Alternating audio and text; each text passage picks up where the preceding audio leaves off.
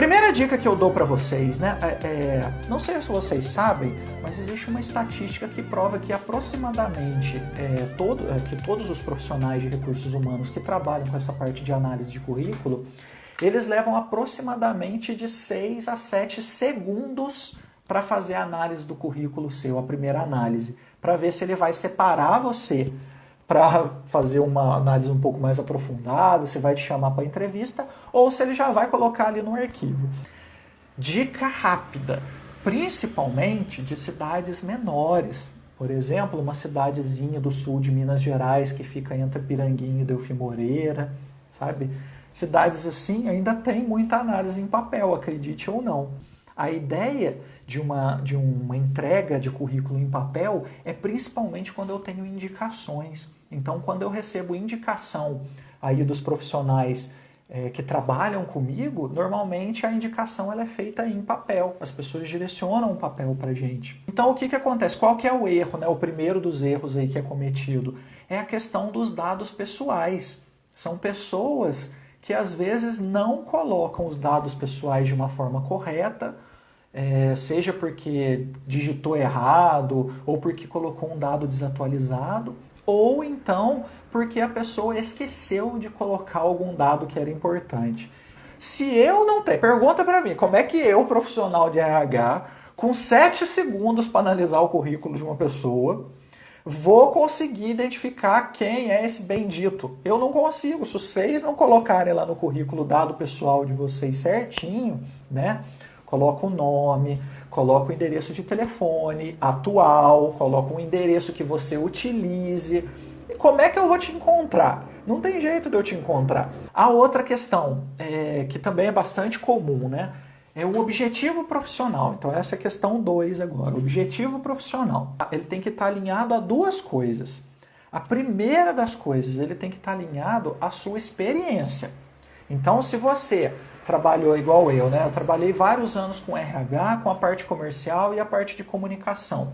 Agora eu quero trabalhar com medicina. Então eu vou colocar lá no meu currículo que eu quero ser assistente de médico. Aí você manda o seu currículo. Você nunca vai ser chamado. Por quê? Porque você não tem a formação mínima necessária para aquilo. Você não tem os requisitos necessários para aquilo. E o segundo ponto, ele tem que estar alinhado com os seus sonhos, os seus objetivos, aquilo que você quer para você. Se você não tem um objetivo de vida, que a gente acaba chamando de sonho, né? Eu quero trabalhar com sistemas, eu quero trabalhar na minha própria empresa, eu quero ter experiências diversas dentro das empresas. Se você não tem isso claro para você, como é que você vai escrever um objetivo no currículo? Ele vai estar completamente desalinhado.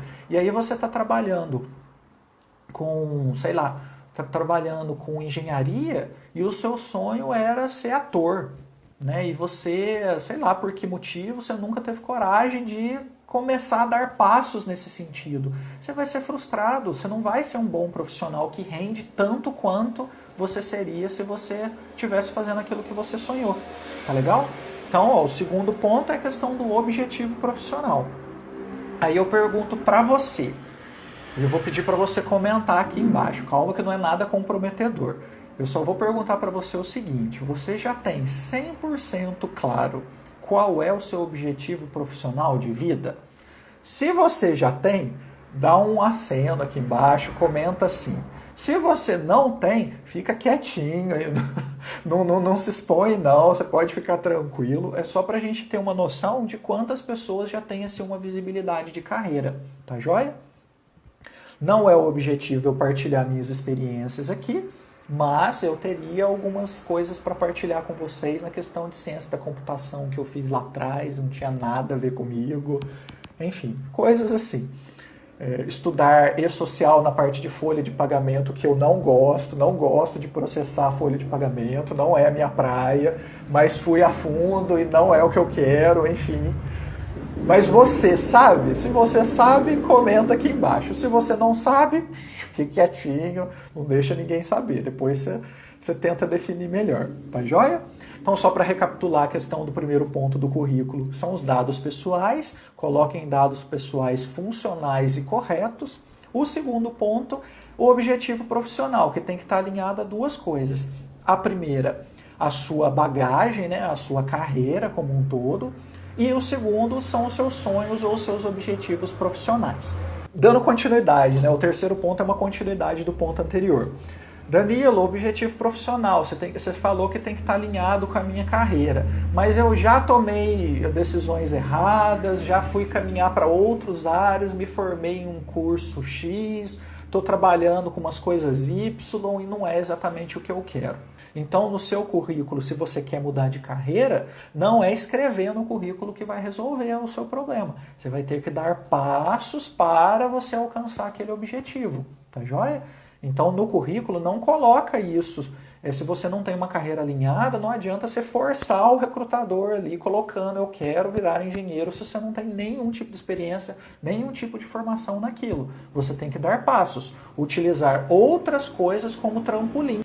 Vamos lá, continuidade então, a quarta questão agora, vamos lá. Coloque a sua experiência de forma clara, profissional e objetiva.